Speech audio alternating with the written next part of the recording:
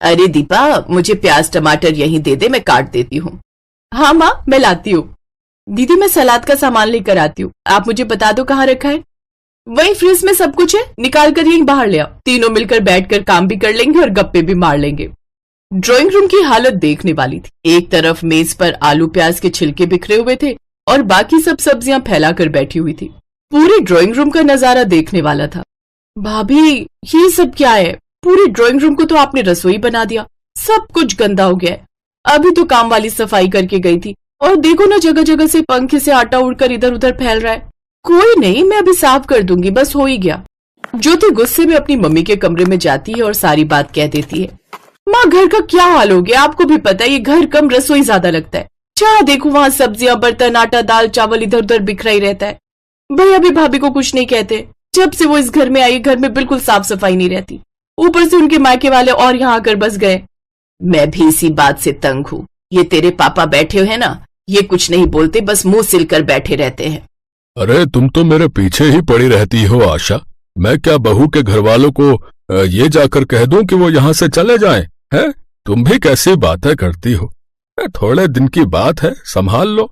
जब वो चले जाएंगे तब हम बहू से बात करेंगे।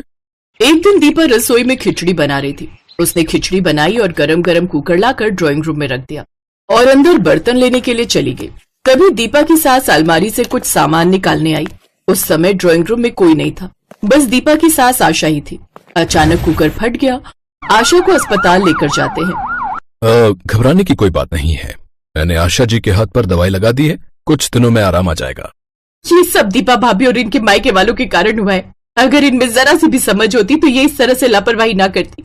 आज अगर माँ को कुछ हो जाता ना, तो बस मैं तो इनसे बिल्कुल रिश्ता तोड़ देती। सबका मूड खराब था क्योंकि जो भी हुआ था बहुत गलत हुआ था। दीपा और उसके मायके वाले भी थोड़े घबराए हुए थे। उन्हें डर था कि कहीं वो दीपा के साथ कुछ गलत ना करे। दीपा के मम्मी पापा और दीपा बहुत शर्मिंदा थे। समधन जी, जो भी हुआ बहुत गलत हुआ, पर आप हम सबकी गलतियों की सजा हमारी दीपा को मत देना।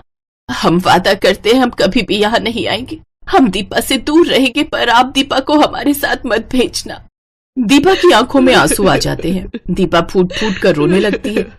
दीपा बहू, मैंने तुम्हें कब कहा कि यहाँ से जाओ? मैंने तो कुछ भी नहीं कहा। गलती तो हर किसी से होती है। और फिर देखो तो मैं बिल्कुल ठीक हूँ, पर आगे से ध्यान रखना, जो चीज जहाँ के लिए बनी होती है हमें उसका इस्तेमाल वहीं करना चाहिए। चलो अब चुप हो जाओ और आप सब भी इस तरह की बातें मत कीजिए। ये आपका ही घर है और जब भी चाहे आप यहाँ आ सकते हैं।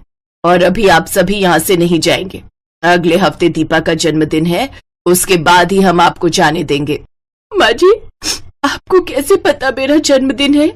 आनंद ने बताया था। वो चाहता था कि तुम्हारे पहले जन्मदिन पर सरप्राइज रखे। आई एम सॉरी भाभी, मैंने भी बहुत ज्यादा बोल दिया। अब दीपा ने रसोई का खाना घर में फैलाने की आदत छोड़ दी। अब वो जो कुछ भी बनाती रसोई से ही थाली में परोस कर लाती, जिससे उसकी लाइफ में सब कुछ ठीक हो गया।